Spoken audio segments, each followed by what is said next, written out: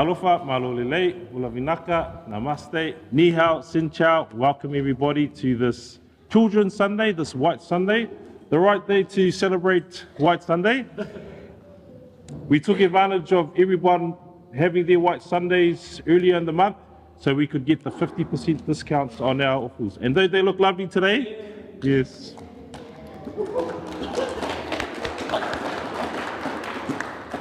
Now, I know we're here at a league club, and I know there's an important league game on today, but we're not here for that. We're here to give glory to God. Even after Tonga beat Samoa today, we're going to still praise his name. Okay, so I'm going to open us up in a word of prayer. We're going to sing a hymn of praise to the Lord, and then I'll get into a devotion. Let us pray. Dear Heavenly Father, thank you for this day. This is the day that the Lord has made. Let us rejoice and be glad in it. Thank you for bringing us here today to give glory to you in song, in our items from the children, and to hear from the word of God. Lord, we give glory in all these things we do today. But beyond that, we give glory in our lives, in the grand and great things, and in the mundane, everyday things, Lord, we give glory to you.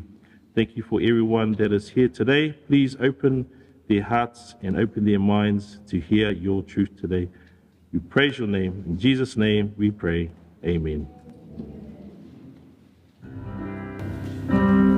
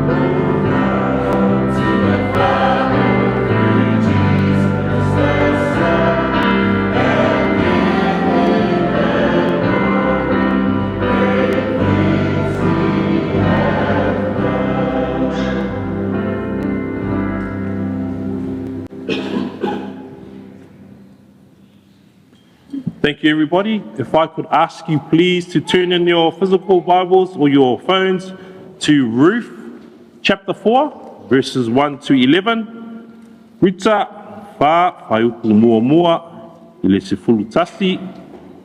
Ruth 4, verses 1 to 11. Ruta wha whaiupu mua mua I le sefulu tasi. Now as you turn there, and before we start reading, let me just share a few things. Today we celebrate our children for White Sunday, and they are a blessing, a heritage from the Lord. We are honored to have you here as guests, and I know we've got aunties, uncles, grandparents, we've got some cousins, and we have mothers-in-law. Now there are plenty of jokes said for mothers-in-law, but the book of Ruth is not one of those books that ridicules them. The book of Ruth is a beautiful story about a loving relationship between a daughter-in-law and a mother-in-law. Another thing, when I've come up here to do devotions, is I've been looking for Jesus in the different books of the Bible, and today we land in Ruth, where there are plenty of connections to our Savior. Now, to catch you up to chapter 4, just to give you a bit of context before we read it, here's a little summary. Elimelech and his wife Naomi, with their sons Kilian and Mahlon, they are hit with a famine in the land, and so they go to a place called Moab to get some food from their fields. What happens when they arrive there is that Elimelech dies. And then his two sons marry two daughters of Moab, Orpah and Ruth. But then the two sons die, leaving Naomi, Orpah and Ruth to be widows without children. Naomi says, go back to your mothers. She's telling her daughters-in-law. Orpah does, but Ruth clings to her and says, your people shall be my people, and your God, my God. Now, because they are poor, Ruth, she gleans in the fields. And by chance, she gleans in the field of a rich man related to Elimelech, named Boaz. Now, gleaning is when you go after the harvest is done and you collect the leftovers that are in the field. And that was God's way of providing for the poor. Now, Boaz favors Ruth, who is a foreigner. She's from Moab. And the reason he does that is because she looked after her mother-in-law, Naomi. Naomi realizes Ruth is gleaning in Boaz's field and says, he is one of our kinsman redeemers. Go well. Now, I'll just explain that very quickly here. Put simply, a kinsman redeemer, and I'll explain a little bit later, is a male relative who had a privilege or responsibility to act on behalf of a relative who had passed or was in trouble. So Naomi prepares Ruth to petition Boaz to marry her and become her kinsman redeemer in a very unique way. Boaz is happy to do so, but there is a problem. There is someone who is closer in kin and entitled to be the kinsman redeemer before him. He has the right to buy the land first. So hearing that summary, let us now read. I will read in English from the LSB version, and then we'll have in Samoan, Ruth chapter 4, verses 1 to 11. Ruta wha whaiupu mua mua le sefulu tasi. Now Boaz went up to the gate and sat down there, and behold, the kinsman redeemer of whom Boaz spoke was passing by. So he said, turn aside, my fellow, sit down here. And he turned aside and sat down. Then he took 10 men of the elders of the city and said, sit down here. So they sat down. Then he said to the kinsman redeemer, Naomi, who has come back from the fields of Moab has to sell the portion of the field which belonged to our brother Elimelech. So I thought to uncover this matter in your hearing, saying, acquire it before those who are sitting here and before the elders of my people. If you will redeem it, redeem it. But if no one redeems it, tell me that I may know, for there is no one but you to redeem it, and I am after you. And he said, I will redeem it. Then Boaz said, on the day you acquire the field from the hand of Naomi, you must also acquire Ruth, the Moabitess, the widow of the one who had died, in order to raise up the name of the one who had died on behalf of his inheritance. So the kinsman redeemer said, I cannot redeem it for myself, lest I ruin my own inheritance. You redeem my right to redemption for yourself, for I cannot redeem it. Now this was the custom in former times in Israel concerning the rights of redemption and the exchange of land to establish any matter. A man removed his sandal and gave it to another. And this was the manner of attestation in Israel. So the kinsman redeemer said to Boaz, acquire this for yourself. And he removed his sandal. Then Boaz said to the elders and all the people, you are witnesses today that I have acquired all that belonged to Elimelech and all that belonged to Chilion and Mahlon from the hand of Naomi. And also I have acquired Ruth, the Moabitess, the widow of Mahlon, to be my wife in order to raise up the name of the one who had died on behalf of his inheritance, so that the name of the one who had died will not be cut off from his brothers or from the gates of his birthplace. You are witnesses today. And all the people who were in the gates and the elders said, we are witnesses. May Yahweh grant the woman who is coming into your home to be like Rachel and Leah, both of whom built the house of Israel. And so you shall achieve excellence in Ephrathah and shall proclaim your name in Bethlehem. Rita fa Paiuku mua mua, le sefulu tasi, pa mole mole, ia.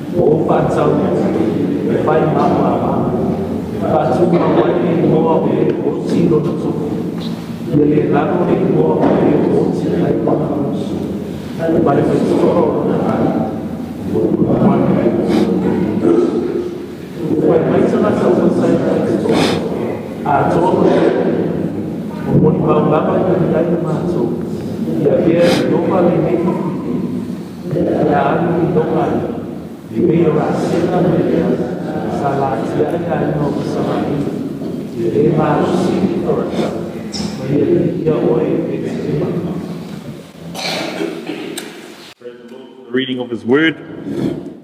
Now, this kinsman redeemer idea is a bit foreign to us, but it was something that came from the levirate marriage idea, which according to Mosaic law is when a man dies and his widow is childless, the brother-in-law is obligated to marry her, father a son for her to continue the dead brother's name. Only if the widow is childless.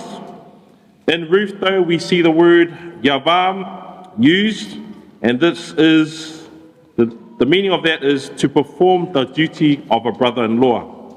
The broader application is the goal meaning to redeem or to act as a kinsman. Now, there are 5 requirements for one to be a kinsman redeemer. 1 is that they needed to be near kin, brother-in-law or someone closer. And as we read in the story, there was someone closer than Boaz. 2, they needed to be willing to pay the price. It was not a given, there was a price to be paid. 3, they must have the ability to do so. Positionally, financially, depending on their situation, they needed to be able to do so. 4, they must be free themselves. And 5, they must have the price of redemption. So when we look at the character of Boaz, was he a near kinsman? Yes, according to Naomi. Was he willing to pay the price? Yes, he was. The kinsman that was closer was not. Was he able to do so? Yes, it says in the book that he was a rich man. And 4, yes, he was free himself. And 5, he did have the price of redemption. He was willing to take the land and willing to take his bride, Ruth. Now, how do we see Jesus in this story? He is our kinsman redeemer today. Is he near kin? How did he do that? He was God, and when he came in the flesh, he became our kin. Humankind, that's how we are connected to Christ. Was he willing to pay the price? Yes, he was. Not my will, but your will, Father. Was he able to do so? Yes, he was. Someone who wasn't able to, and I'll connect this to the transaction where they used sandals, was John the Baptist. He said, I am not worthy to untie the strap of his sandal. There's a little connection to the sandal there, made during transactions. 4, Jesus is free himself. And 5, did Jesus have the price of redemption? Yes, he did. The price of redemption is innocent human blood. Brothers and sisters, we are blessed to hear this story from Ruth about Boaz being her kinsman redeemer. We are to be blessed today that Jesus can be our kinsman redeemer. What does he purchase for us? He's purchased for us eternal glory. He has paid the price of redemption. And it's not a work of yours, it's a work of his. Your job is to happily accept, repent of your sins, and take the Lord Jesus Christ as your Savior. Praise the Lord for his word. Our children later on, they will be connecting some of these things, such as Bethlehem and things about Christ. So let us stand knowing that we can be having Jesus as our kinsman redeemer. Let us stand and sing.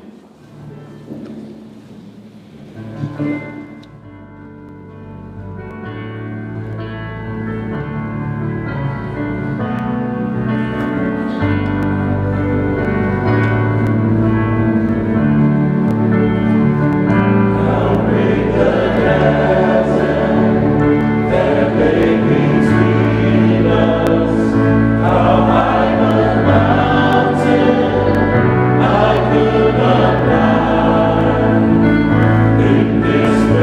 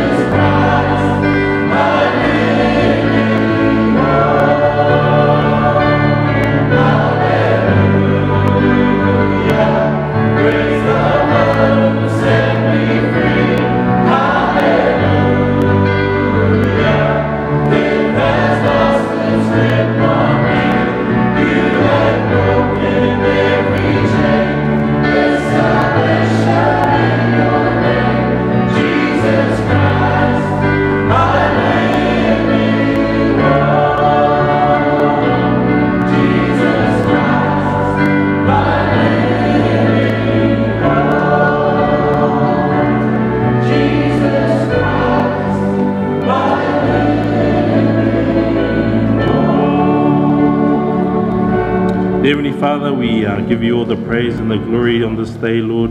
Thank you that you are a living hope.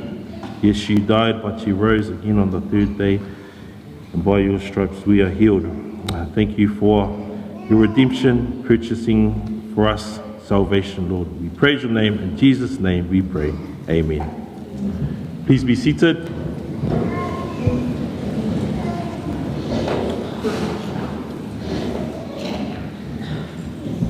Now this is the moment you've all been waiting for. We've got our children ready to perform. Now we've emphasized that just try your best, okay? No one's going to be disciplined after this, okay? It's all out of love and joy, like some of you grew up doing. But we're going to transition. We're going to have a song. Our team is going to play a song, and then we'll get into position and just keep your breathless anticipation for this awesome performance that is about to hit you. Thank you. Thank you, team.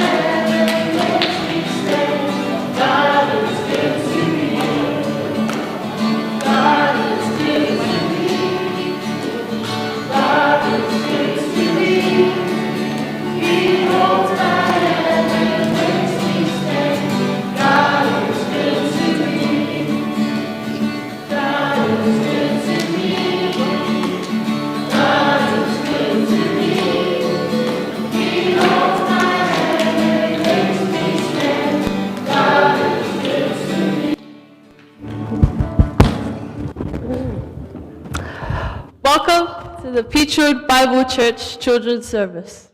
We are glad you are here. Praise God. Our Sunday school has been investigating the truth about predictions made in the past about the future. When someone tells us that something will definitely happen in the future, two things can happen. One, it doesn't happen, then we can't trust them. Or two, it does happen, then we can trust them. This year, we have focused on messianic prophecies. A prophecy is something that speaks about a future event, and a messianic prophecy is a prophecy about the Messiah. God has told us things that will definitely happen in the future about the Messiah, the Christ, the Anointed One who would be chosen for the position of King. Did Jesus fulfill these messianic prophecies? Is God or Jesus someone we can trust? Let us share what we have found.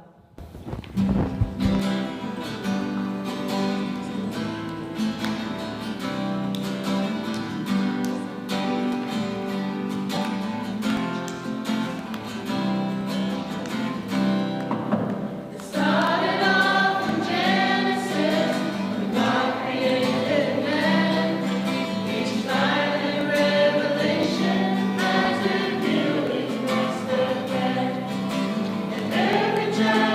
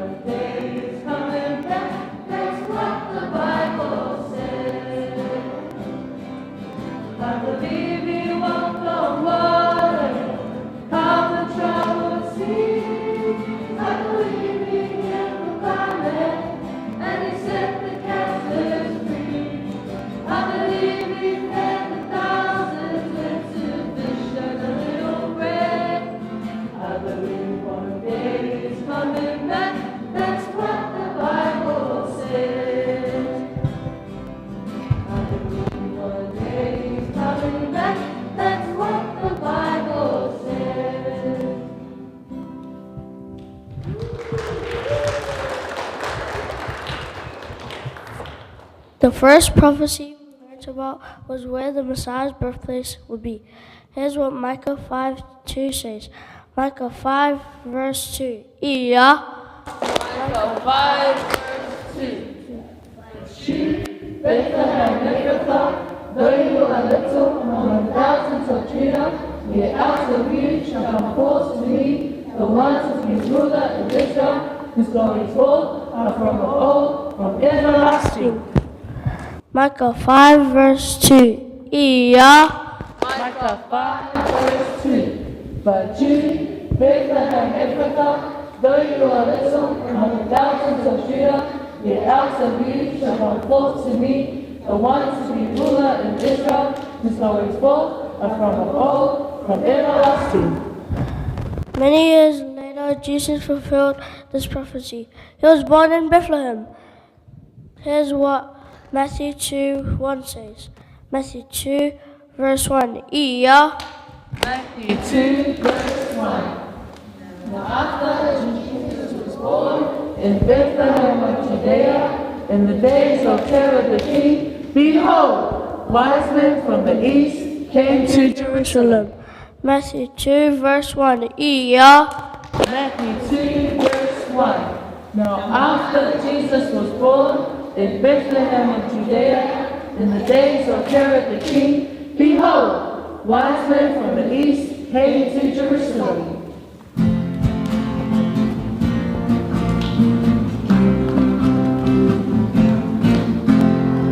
One time ago in Mauritius, God spoke through Micah's voice.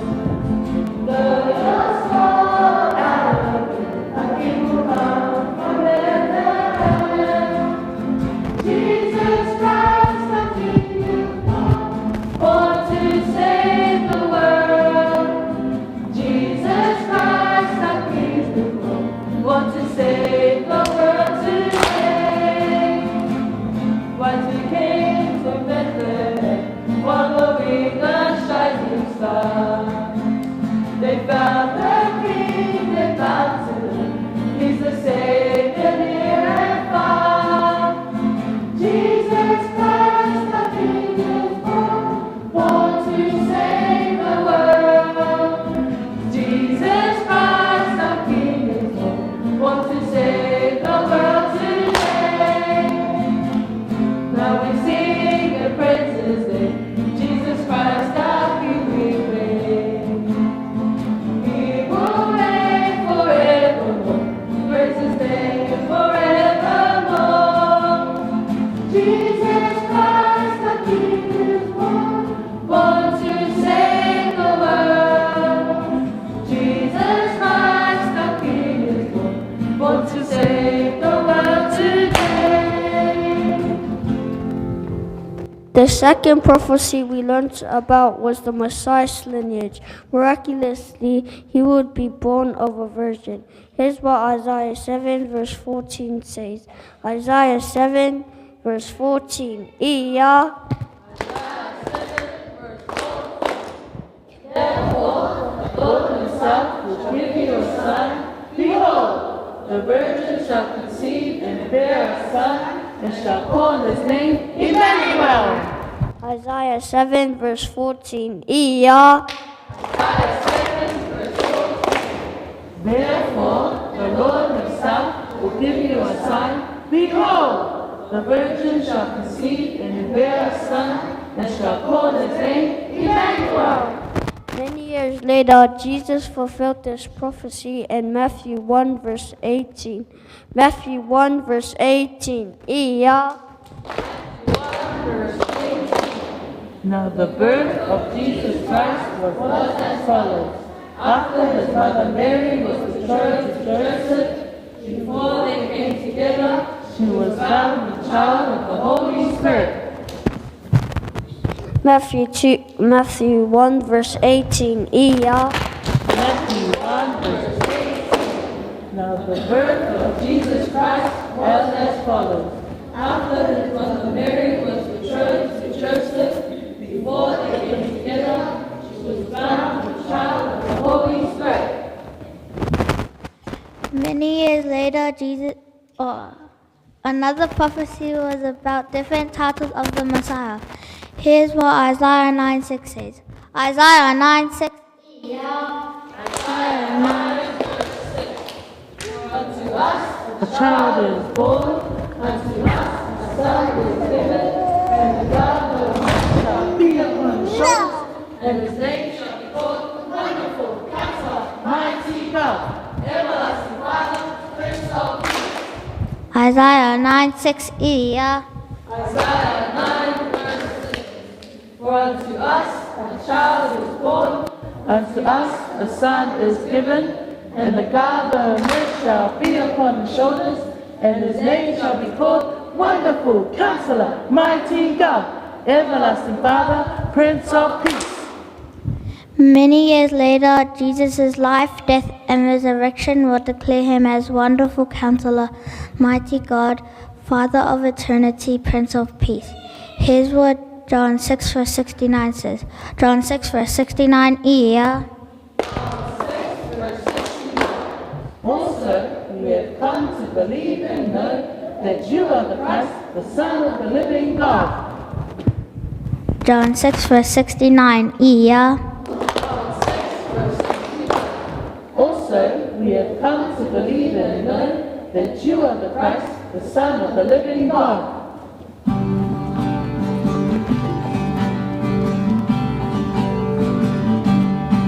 For unto us a child is born, unto us a son is given, and the government shall be on his shoulders, and his name shall be called Wonderful Counselor, Mighty God, the everlasting Father, and the Prince of Peace, his name is Jesus. For unto us a child is born, unto us a son is given, and the government shall be upon his shoulders, and his name shall be called Wonderful Counselor, Mighty God, the everlasting Father, and the Prince of Peace, his name is Jesus, and the Prince of Peace, his name is Jesus, and the Prince of Peace, his name is Jesus.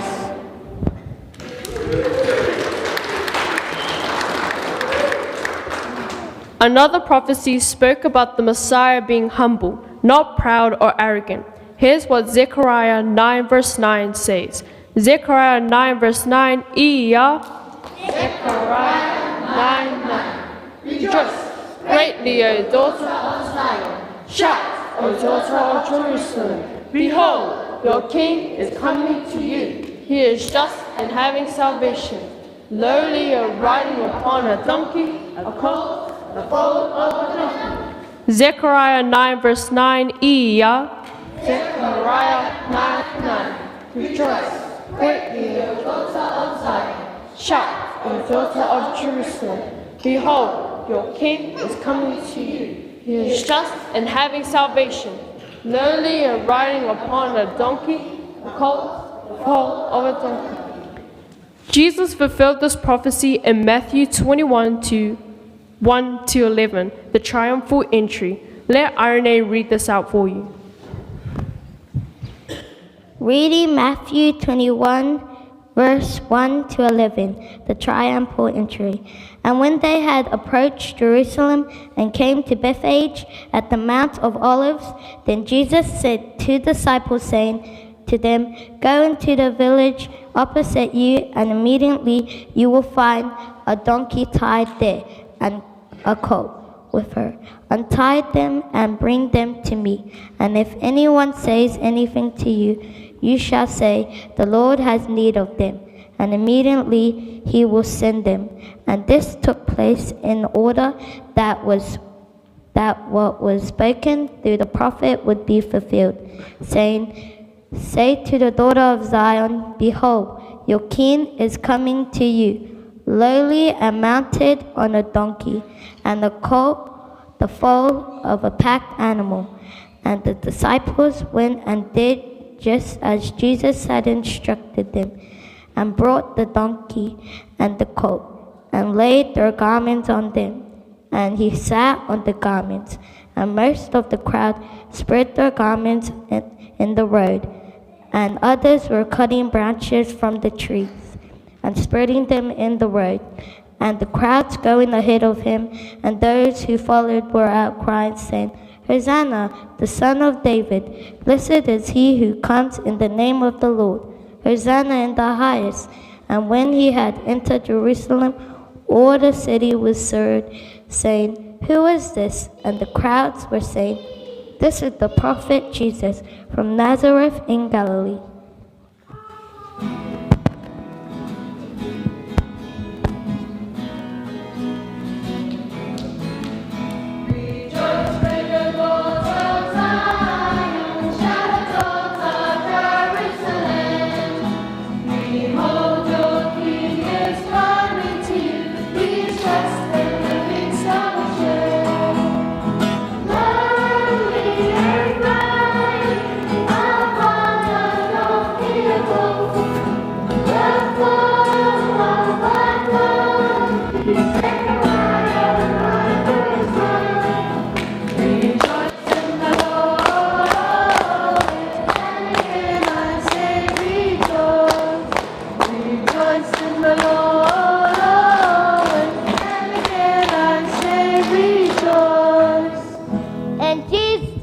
In Jesus' name, amen.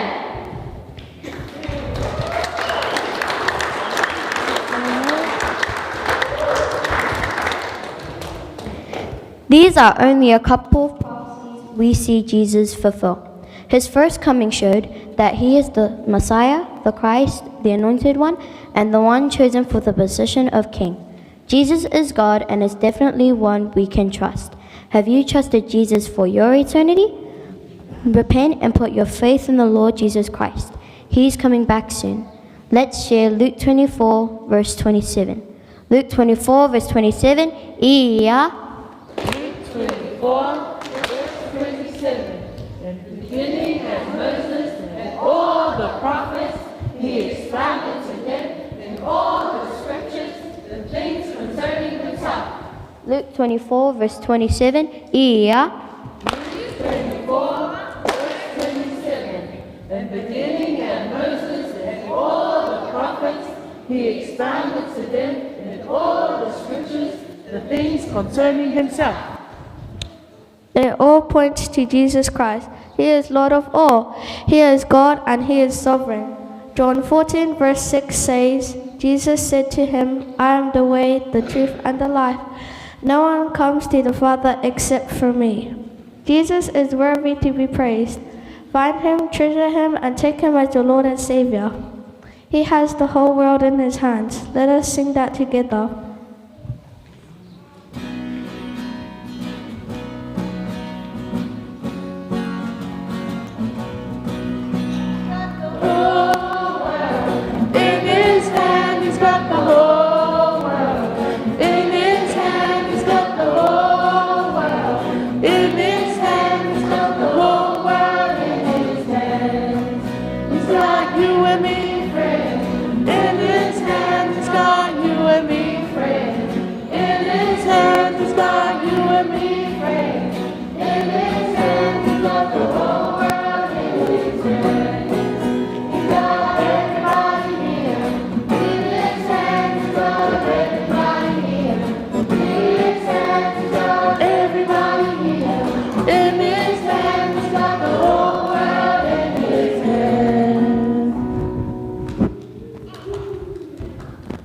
Friends and family, we have found that we can definitely trust in the Lord Jesus Christ. He fulfilled prophecies hundreds of years later. Only God can do that.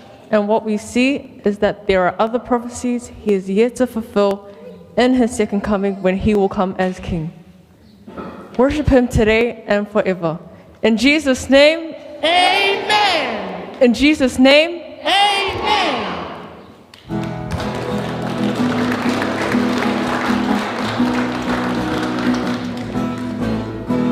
Rejoice, when your daughter Zion, shout to daughter Jerusalem. Behold, your King is coming to you. He's just the King.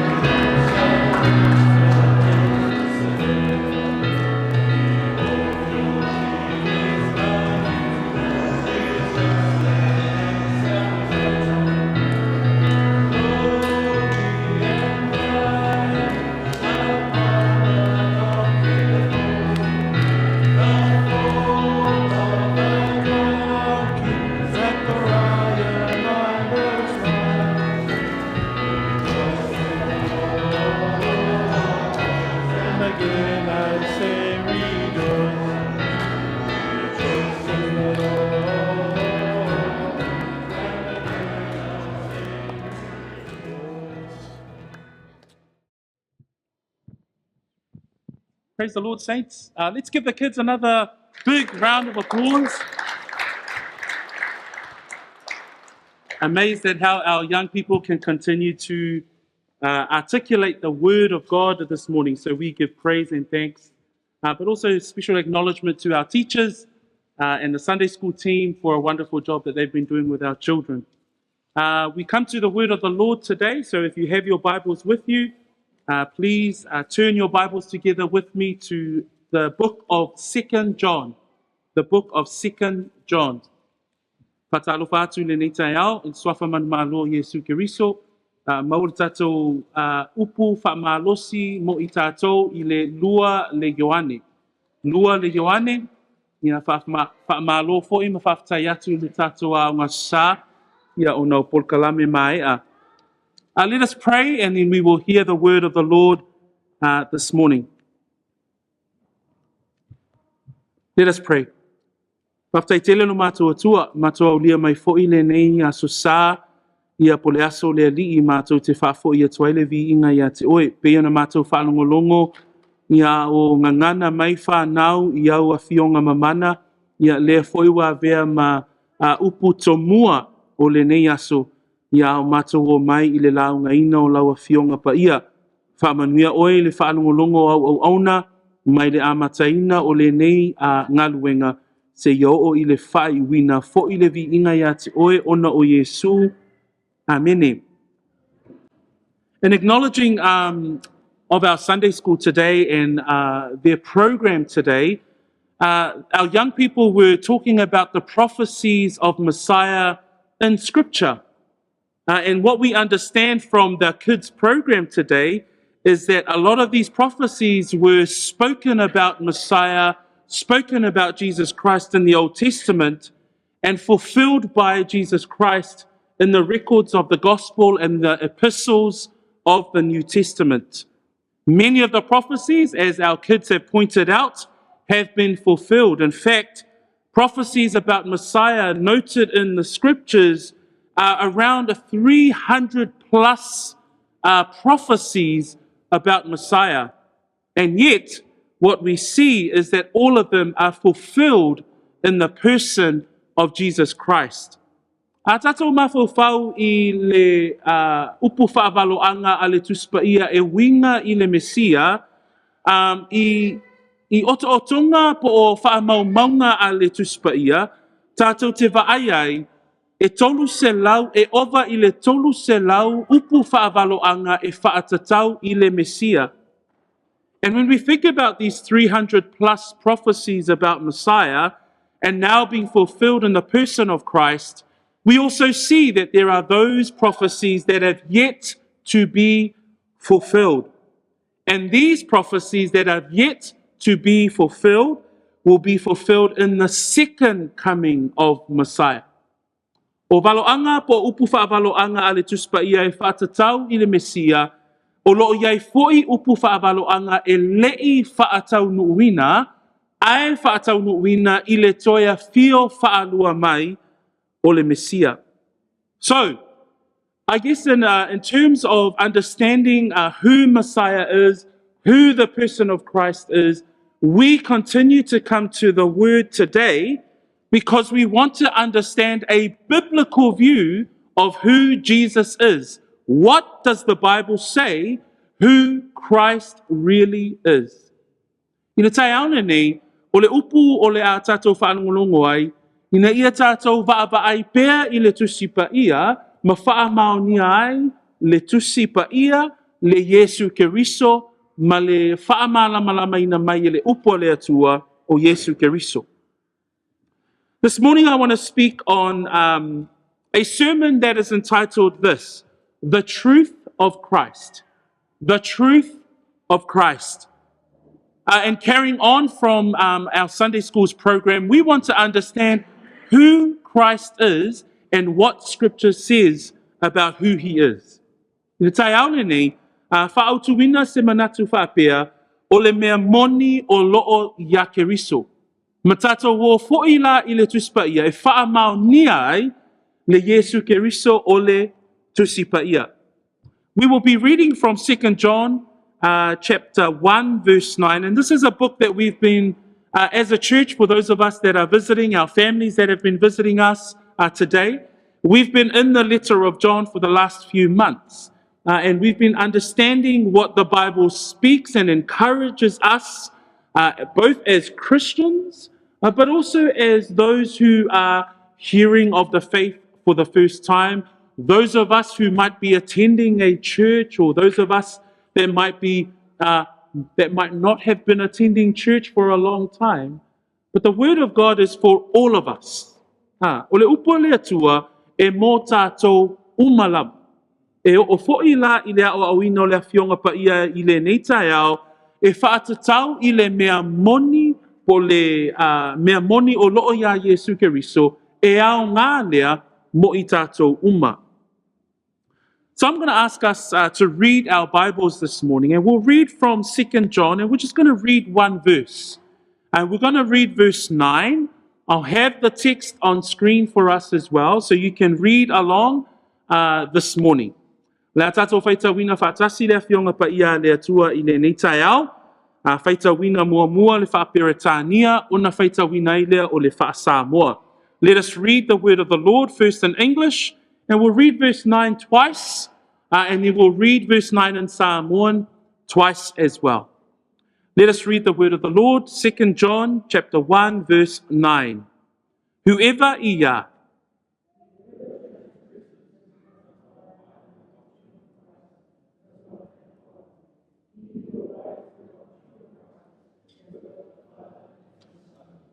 And again, ia.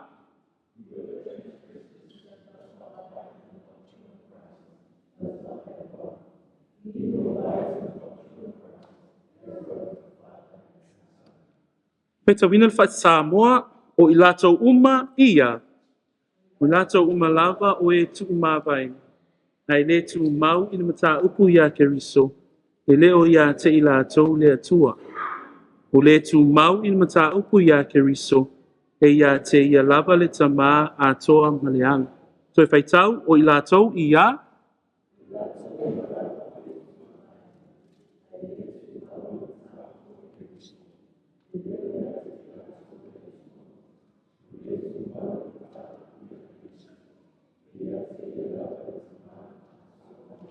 Blessed be the name of the Lord for the reading of the scriptures this morning. And so as we come to the letter of John, just to give us a bit of context, we are building from verses 7 and from verse 8 that we read last week. And in verse 7 and verse 8, John is writing to the audience, or to the elect lady and her children, regarding deceivers. This week, John builds on that notion and that premise that there are deceivers that are there to deceive those who believe in the message of Jesus Christ and the fact that he came in the flesh. By building on that premise, verse 8, he also includes the deceivers with regards to whoever transgresses. So we will focus on a couple of words today that we see in verse 9. The word transgress, or transgressors, or transgressors, or transgressions. We'll focus on that word today. But what we see here in the same verse, we also see Christ.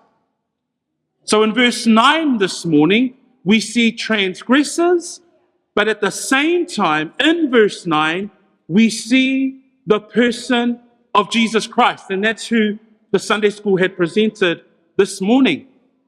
I le whai upo e iwa, e lua lava upo o te fia whaamamawhaina i le tai au le nei. O le upu mua o te fia whaamamawhaina, o le upu lea tuu mā vaenga. I le ao ina o le upu lea i le tai au le nei, o le isi upu e mamwhai o na tuu ina atu e whaamalamalaina ai le upu tuu mā vaenga, o le anga sala. O le isi upu tātou te vaava ai e te tonu o le whai upo e iwa, o le tangata lea o Yesu Keriso. I whai upu e iwa, lua lava upu o te fia whaamamawhaina i le tai au le nei, o le upu tuu mā vaenga, po le anga sala, ma le tangata e ngoa ia Yesu Keriso. So e peo na iei le tatu au tū le tai au le nei, o le mea moni o loo ia Keriso. The truth of Christ is the title of our sermon today. And as we look at verse 9, there is a contrast. What you can see is the contrast between transgressions and the person of Jesus Christ. Or in fact, if you look at verse 9, it says there it's the doctrines of Christ. So there is a contrast in verse 9 that John wants us to understand and also to encourage you in your walk in life and also in your walk of faith. Le tai aole nei pe ona o whape atu, e lua lava manatu o le a o tala noa ai, mua o le angasala, lua o le tangata po o le mata upu e winga ya ke riso Yesu. Another way that we can look at transgressions and the contrast between transgressions and Jesus Christ is transgressions also can represent our faults. And Jesus Christ can represent God's response to our faults. Another way that we can look at transgressions can look at the death that we face as human beings, and that the doctrines of Jesus Christ is the teachings that Christ gives us in the scriptures. Another way that we can look at transgressions in contrast to the doctrines of Christ is that transgressions represent our sin and Christ represents the redemption that God gives for all of mankind. Le tai aole nei, mawhai ana o whape atu, o le ata leo lo au maia e Ioane i le tai aole nei, e whaafea ngai le anga sala ma le mata upu ya ke riso Yesu. Lona winga, o le whiaua le nei tai au ina ia malama vaenga ia e lua mo i tātou umalava e fisosoani I lo savalinga. So as we come to the word transgression we see in the Bible we can give it the dictionary definition, because transgressions we don't necessarily use in our everyday language, but the word transgression can mean an act that goes against the rule or a law or a code of conduct. So when we think about transgression, we think about those who walk outside of a rule of law or outside of a code of conduct. When we think about transgression, the Greek word even gives us another insight as to the meaning of the word transgression, because the Greek word is parabaino, and those are two smaller Greek words that give us an idea or a concept of the word to transgress. Para means away, and baino means to go.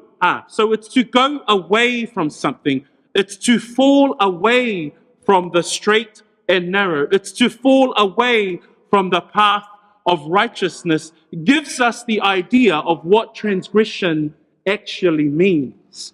So another definition that we can give the word transgression is to violate the holy law of God. It's to violate the righteousness of a holy God.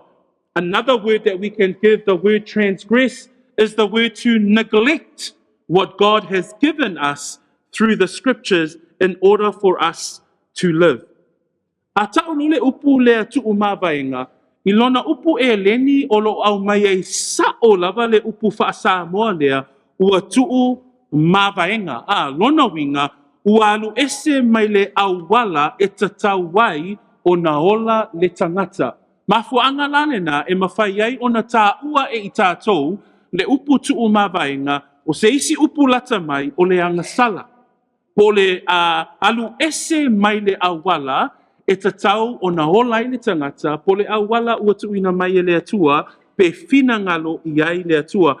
So I stress a little bit here the definition of transgression so that we can understand what the Bible tells us with regards to one who transgresses. In fact, when we look at the Old Testament definition of the word transgress is the word sin. So in Joshua chapter 7, verse 11, when Israel sins against God, God says to Joshua about his people, he says to Joshua, Israel have sinned and transgressed my covenant. E o lava la I le o awina I le atua o lona nuu, e whaongaina I fo'i e le atua le upu le atu mawainga, I le Yosua e fitu whai puesuma le tasi, ina wanga sala le nuu o le atua, I le atua, whai mai e upu a le atua ya Yosua, ua nga sala Israelu, ua tuu mawainga.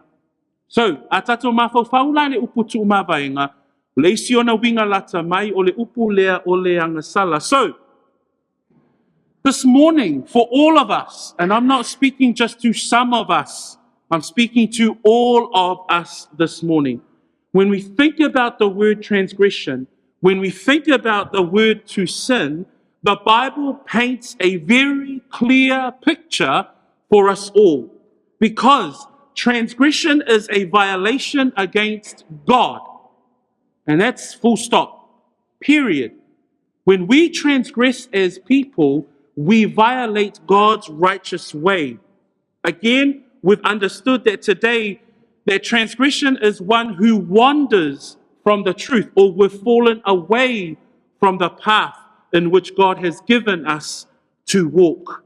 And when one falls away from the path of sin, what does the Bible say? We want to look at what the scriptures say about the word transgression. O le mana onga le tai au le nei, ina ia tatou vaavai, po le a le mea o lo tala noa mai ai le upo le atua, e whaatatau la I le mea le o le anga sala po o le tuu mawaenga. In Romans 3:23, why don't we turn our Bibles to that scripture? Romans 3 verse 23. And here the Bible tells us that for all have sinned. Now let me emphasize the point. For all have sinned. In the time of creation, when God had created the heavens and the earth, and he creates Adam and Eve, and Satan says to Eve, is it true? Did God really say that you are not to eat of the fruit of the tree? And what does Eve say? Eve says, no, he didn't tell us to eat of the fruit of the tree, but just this particular tree. And so what we see here is that God, Eve therefore eats of the fruit of the tree of knowledge of good and evil, and Adam eats of the fruit of the tree of the knowledge of good and evil, and they sin before God. So from the time of creation and the time of the first and the history of mankind, we see that man falls into transgression. We see that man falls into sin. A tatou vaavai I le anga sala, mai le ulua I tangata ia a tamu ma Eva, tatou te vaai ai le pa'u o le tangata ona o le anga sala. Lona winga o le tuu mawaenga po le anga sala, e le o se mea fou I le soifuanga po le tala whaasolopito a le tangata, ai o le mea sa pa'u le tangata mai le taimi o le fuafuanga. So Romans 3:23 says, for all have sinned and fall short of the glory of God.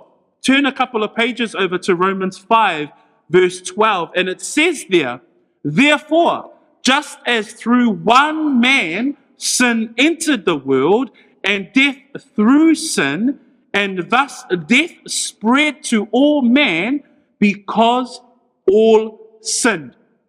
So who are the transgressors that the Bible talks about? It's all of man.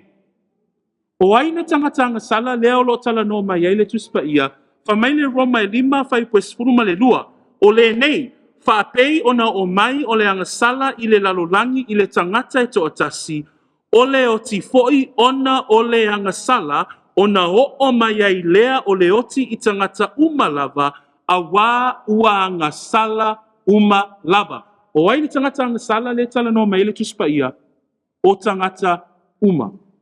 For all have sinned. And it's a reminder for us, family, friends, brethren, saints, for all have sinned. When we look at the definition of transgression and what Scripture tells us, for all have sinned and have fallen short of the glory of God. Let's go back to our text, because in verse 9a it says, whoever transgresses and does not abide in the doctrine of Christ does not have God. When we sin, when we transgress, when we violate God's righteous way, John says, whoever transgresses does not have God. What does that mean? It means we are separated from who God is. Fa mai le whai tau ina o le whai puna e iwa o le tatou tusi whai tau le tai au le nei, le ala o tatou malamalama, o ai le tangata angasala, o tangata uma. E fa mai le whai unga o le upuna le leina mua mua o le whai pua iwa, o i latou umalava o e tu umavaenga ai le tu mau i le mata upu ia ke riso, e leo ia te i latou lea tua. Le ale winga o le upu lea e leo ia te i latou lea tua, lona winga wa ye le vā. Ua vā i tātou ma lea tua pa ia, ma lona fina ngalo pa ia, a o i tātou, o le ale mea tupu ia te i tātou, fa mai lea fionga pa ia lea tua, e te tau ia te i tātou le oti. What happens to us when we're separate from God?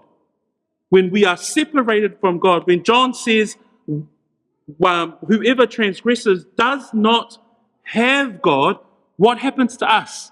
We actually are punished with a deserving payment, which is death. And that's what we read in Romans 5, verse 12. It says there, verse 12, therefore, just as through one man sin entered the world, and death through sin, and thus death spread to all men because all sinned. That death there, it's not the funerals that we see in a funeral home and at church services. No, that death there is eternal death. It is death in hell, grave, and eternity. And that's the death that the Bible talks about. When John says, whoever transgresses does not have God. Family, we are here to say, we are here to stand on the truth of His Word.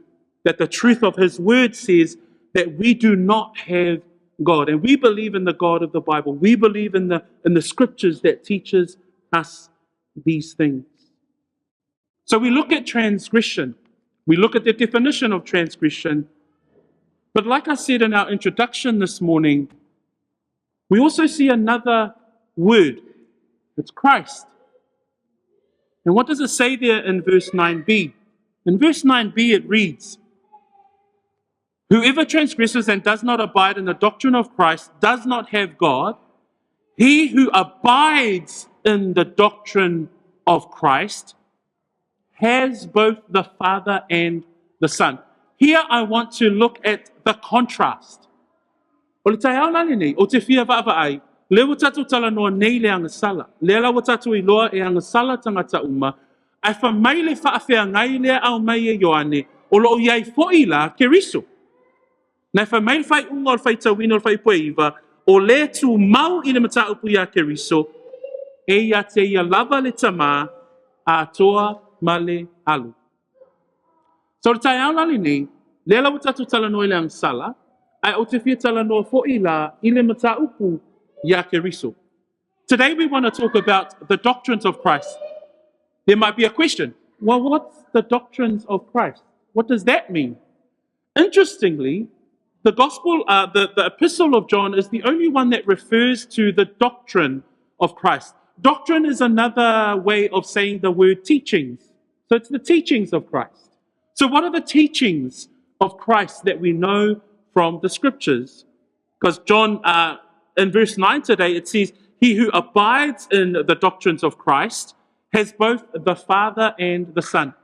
I want to quickly take us through 8 highlighted points that the scriptures tells us about who Christ is. E walu ni manatu o te fia au mai ina ia tatu tala noai I le mata upu o keriso. The first one, and the kids clearly laid this out today, is that Jesus is God. If there's anything that you want to answer with regards to who is Jesus of the Bible, the first response that we must have as believers is that Jesus is God. 1 Timothy 3 verse 16, it says that God was manifested in the flesh. Jesus is God incarnate. Jesus is the Word become flesh. Jesus is God in human form. The world tries to tell us something different.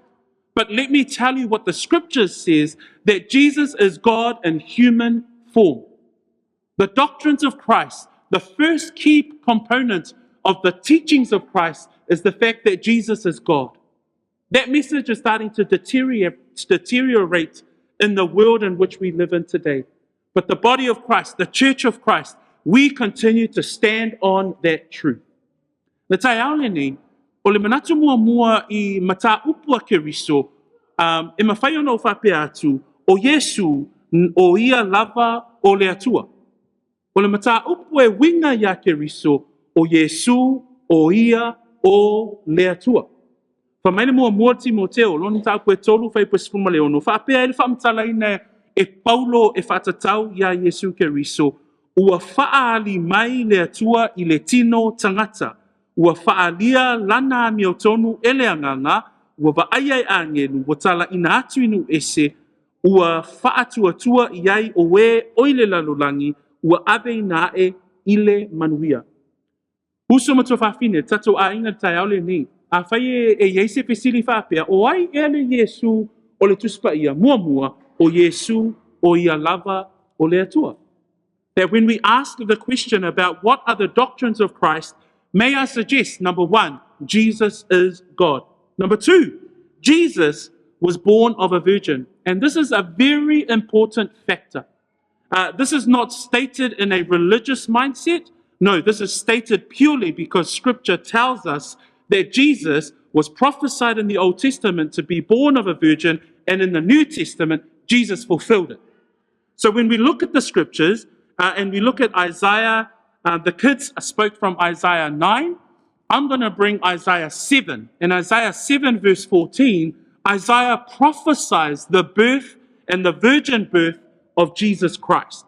It says there in Isaiah 7:14, therefore the Lord himself will give you a sign. Behold, the virgin shall conceive and bear a son, and shall call his name Emmanuel. And then that is fulfilled in Matthew chapter 1, verse 20b to verse 21. And it reads, and this is the angel of the Lord speaking to Joseph. And the angel of the Lord says to Joseph, Joseph, son of David, do not be afraid to take you Mary, your wife, for that which is conceived in her is of the Holy Spirit. And she will bring forth a son, and you shall call his name Jesus, for he will save his people from their sins. We praise God for this truth, that Jesus Christ, prophesied in the Old Testament, was fulfilled in the fact that he was born of a virgin. O le isi mata upu e whatatau ia ke riso e mawhaio na tātou whaamaunia o Yesu ke riso na whanau mai ile taupou. Ile tusia Isaia alona mata upu e spunu fitu, lona mata upu e fitu, alona whai upu e spunu man whapea ai le valo anga e whatatau ile whanau mai o le Mesia ile taupou. Suma wha, o le mea lea e tuina mai ai e lea li I lava le whailonga ia te o tau whauta e tō le taupou ma whanau mai se tamatane, e te whaingoa fo'i a te ia o e Manuel. Whaatau no wina le valo anga le tusia mātaio.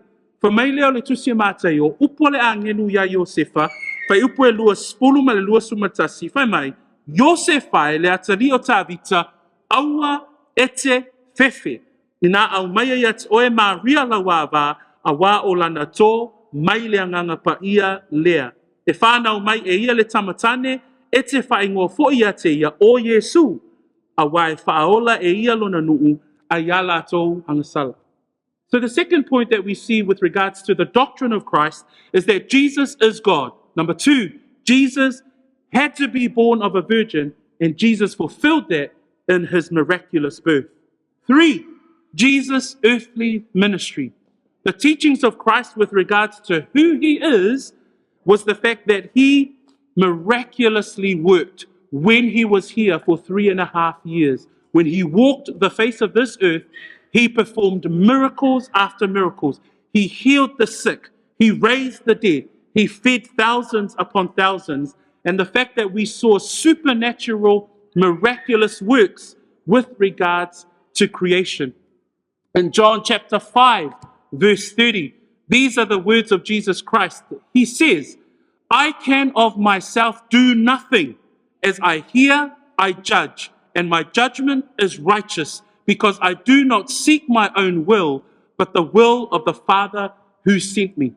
When we look at another part of the doctrine of Christ, we see his life lived in such a powerful way. The fact that Jesus walked the earth for 3.5 years, we see the power of God move through his life, and he was able to perform his ministry with such power.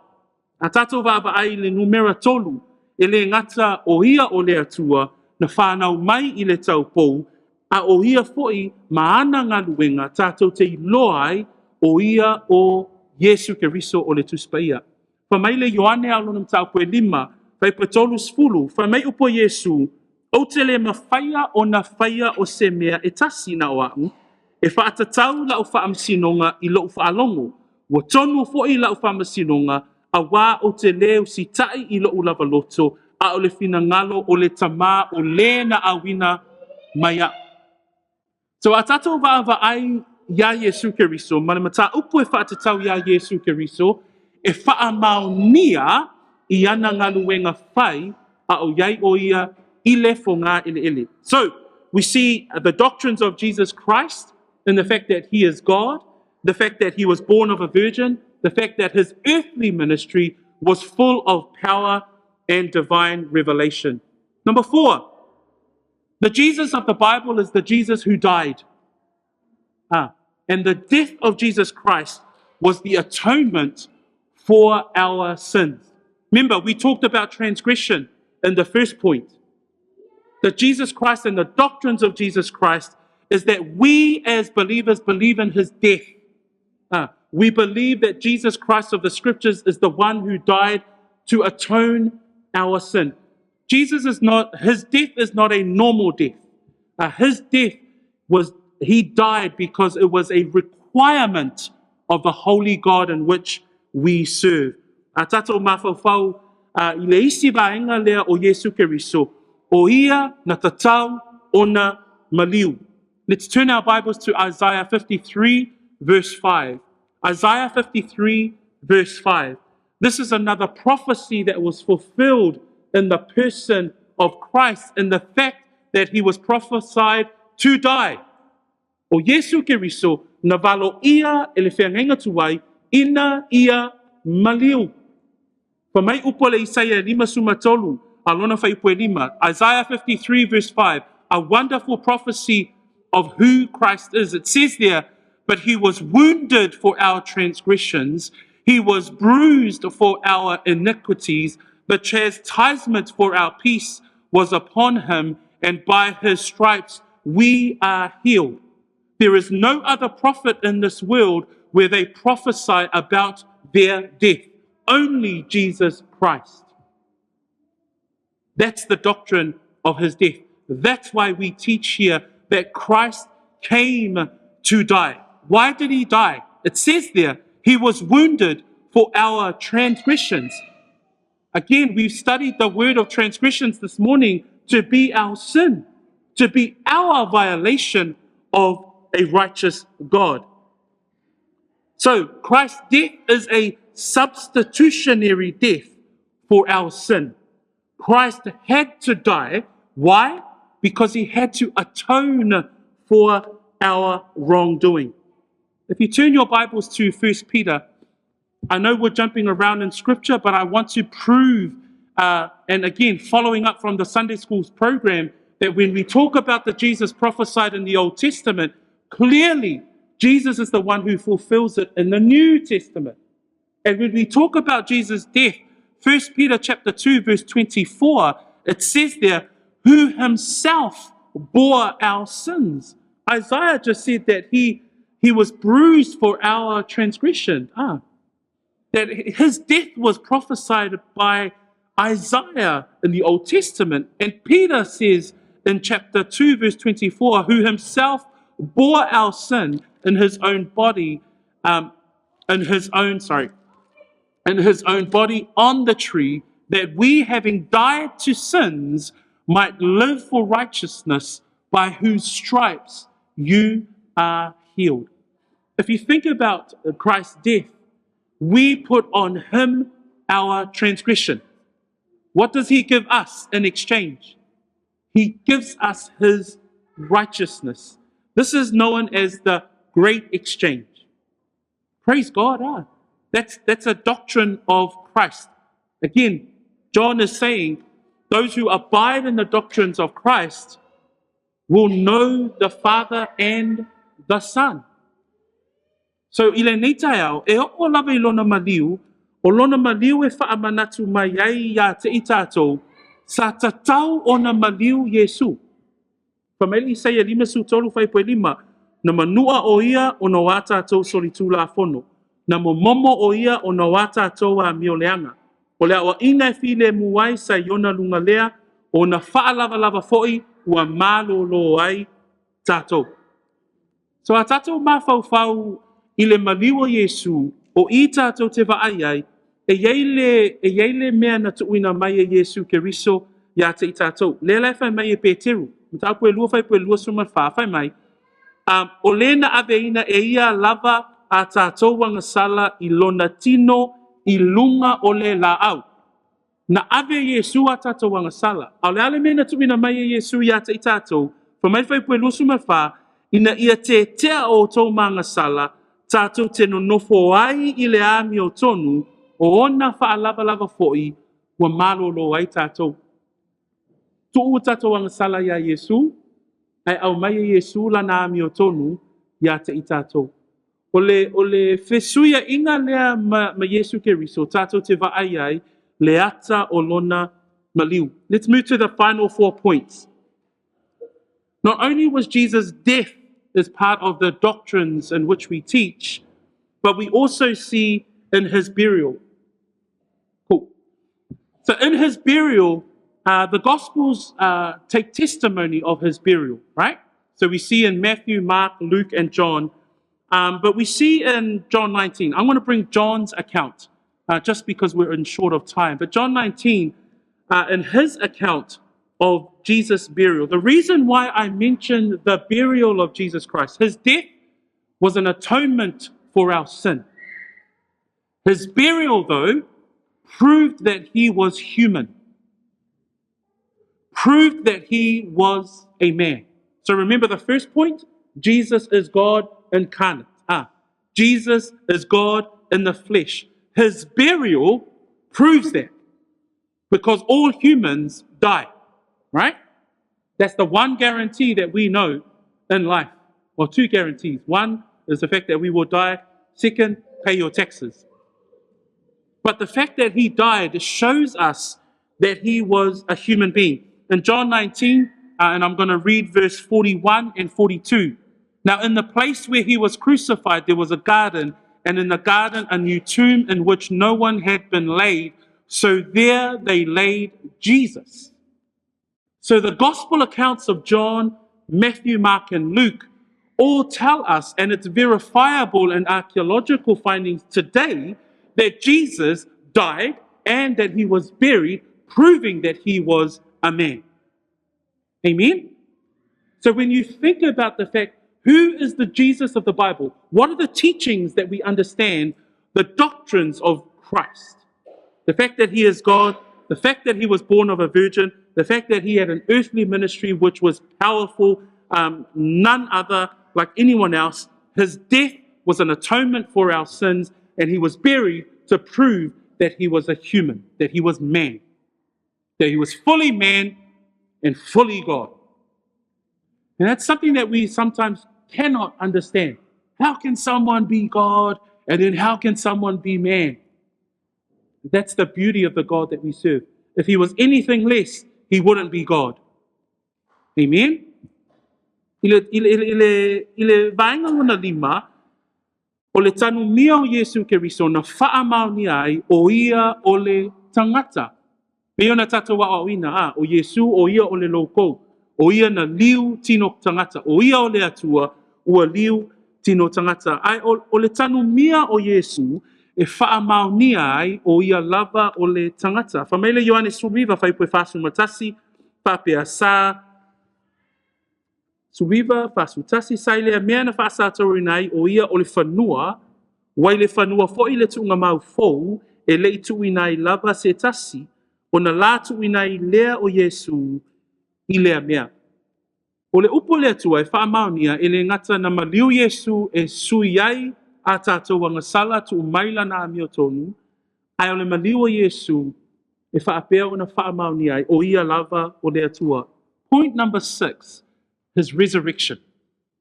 And this is every believer's, this is the foundation of our faith. But here when we talk about the doctrines of Christ, we have to talk about his resurrection. We have to talk about the fact that we serve a Christ that is risen.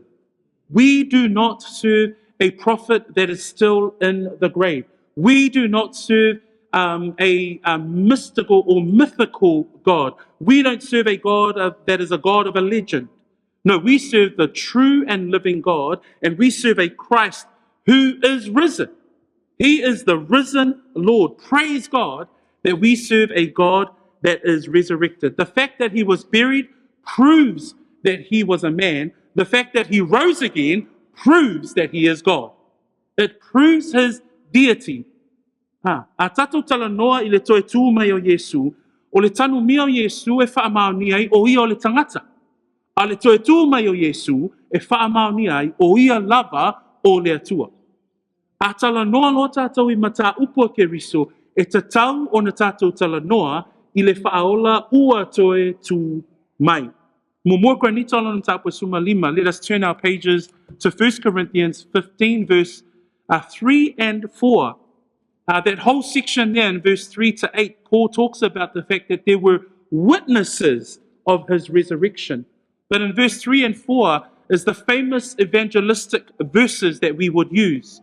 And Paul writes there in 1 Corinthians 15, "For I delivered to you first all that which I also received, that Christ died for our sins." And again, we're talking about transgressions. We're talking about the fact that Christ died to atone our sins. And it says there, according to the scriptures, and that he was buried, and that he rose again the third day, according to the scriptures. Praise the Lord, we serve the risen Lord. O loo tātou au auna I le atua ua toe tū mai. Iesu Keriso na tanu mia ai ua toe tū mai.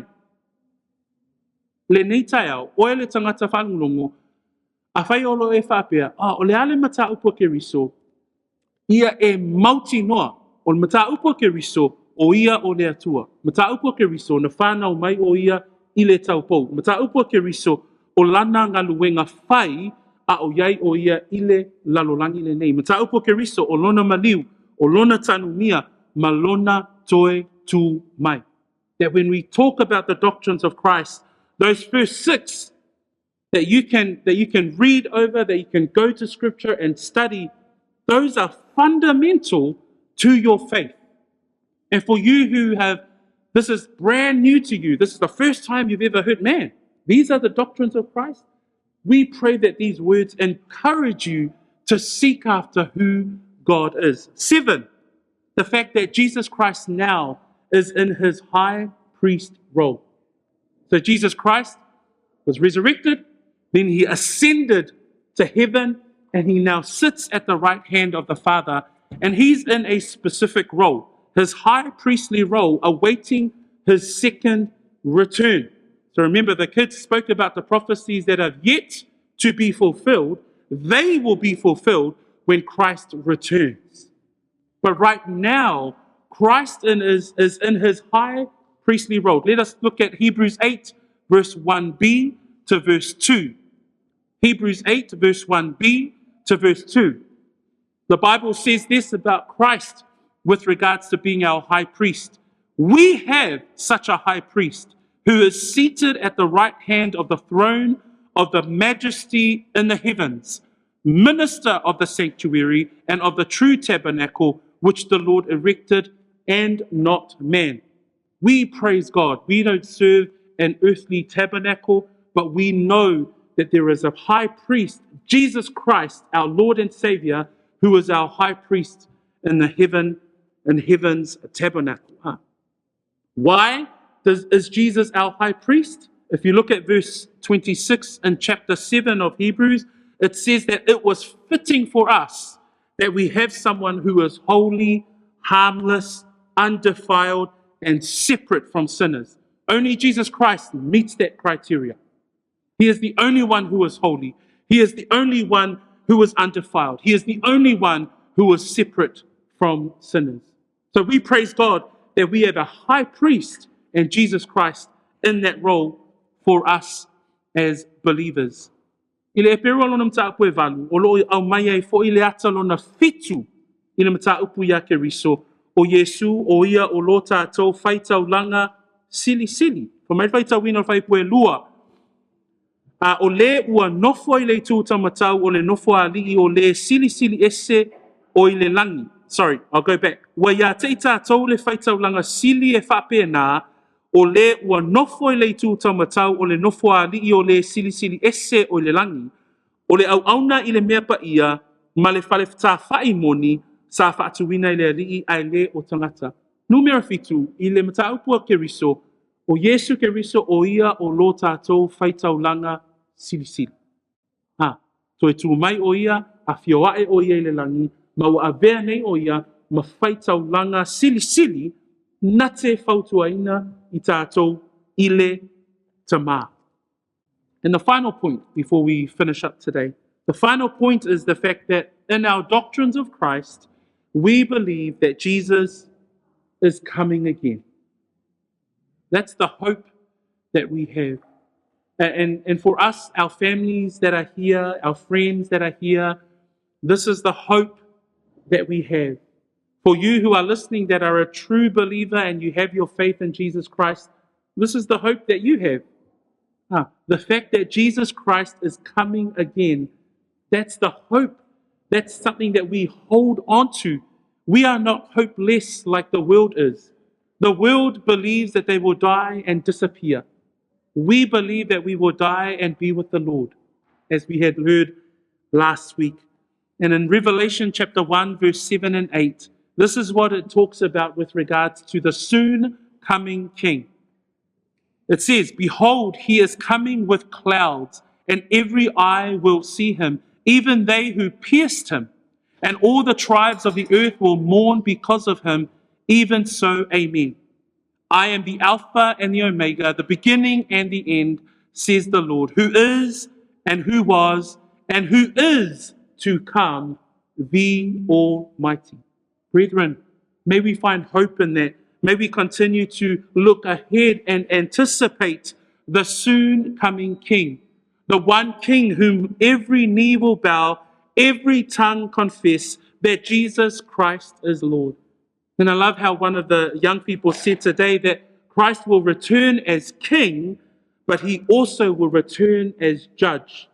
He will come to rule, but he will also come to judge. Na manatu lona valu o le manatu fo ile whaiwina I tātou e toia fio mai Yesu Keriso.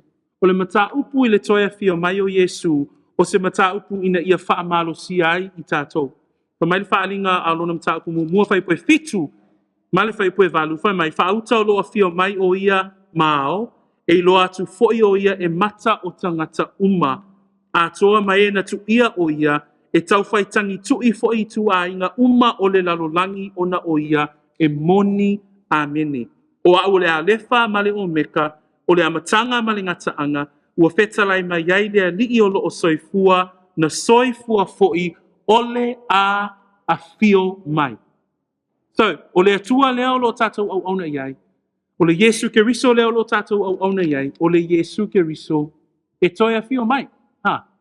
O le ala lea mawhai ai o na wha maalosi le tangata whaatuatua, a wā e wha moe moe le tangata whaatuatua, e iai le aso e toi a fio mai iai Yesu Keriso. So, brings us to our final slide. Today, we've spoken about two things, transgression and Christ.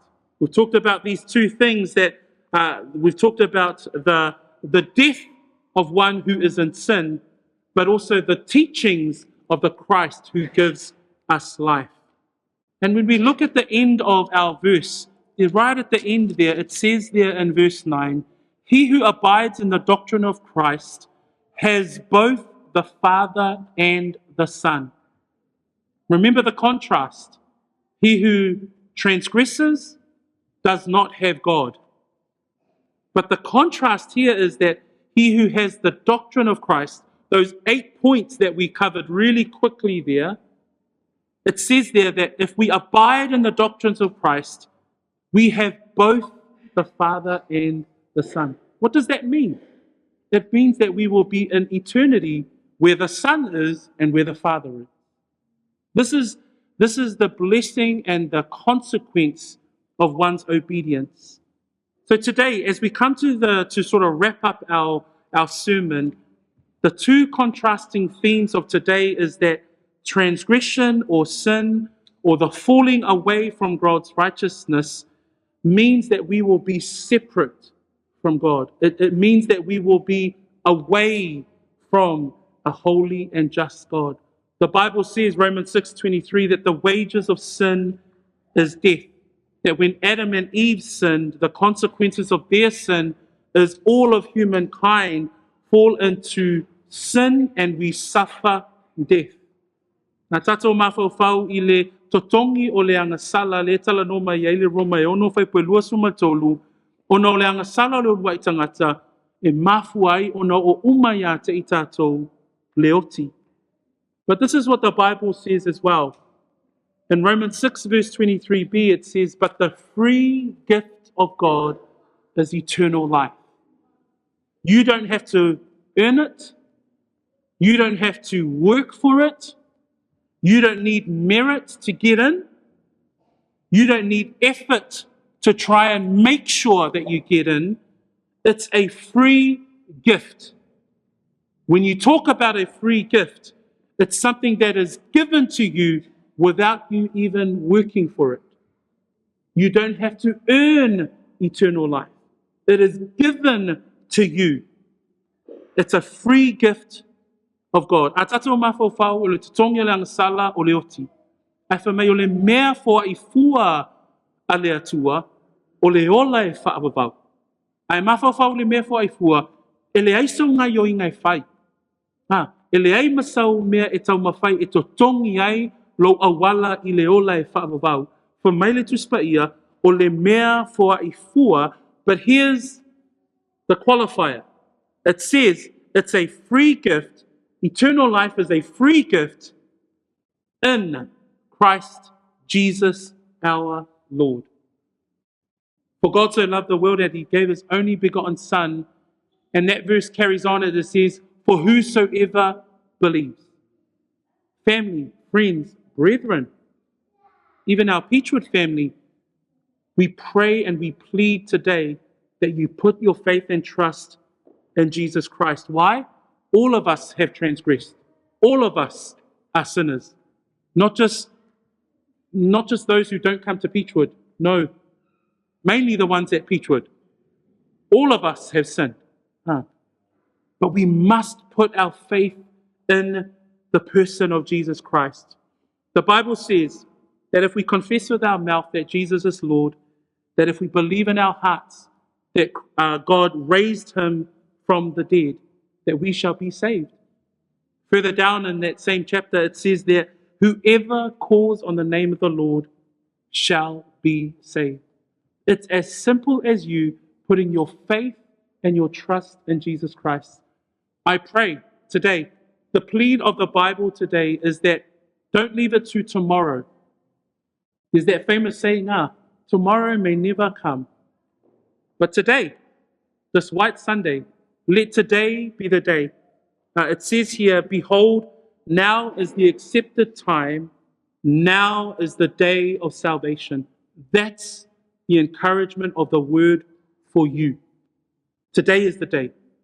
O nei le aso e tali le leia mai ai. O nei le aso e whaaola ina ai. Hawale tu ua lau filfilinga ma lau whaiunga mo sesi taimi. Ai whai nei lau whaiunga mo le ali.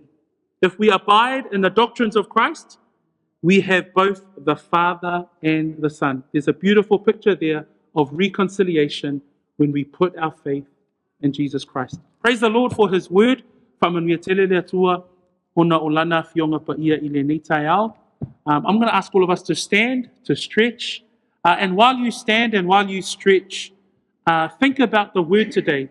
Think about the transgressions in your own life, but also think about the doctrines of Christ.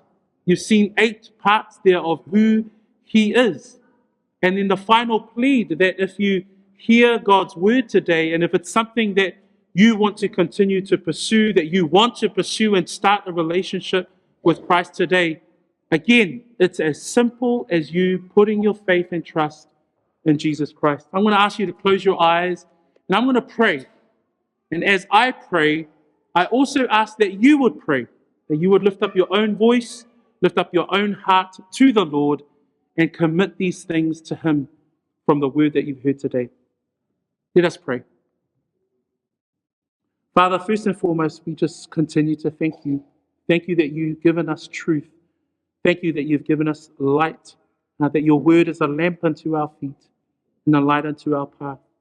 Lord, I know that there are those in the room today that have heard the words transgression, that have heard the words, the doctrines of Christ, and are thinking about these things. I pray, Lord, that they move from a thinking part to putting their faith and their trust in Christ. We know that death is sure, but we are also grateful that we have a free gift of eternal life for those who are in Christ Jesus. Father, thank you for your word. Thank you that we can share in your word today. We give you all the praise and the glory, and we pray this in Messiah's name. Amen.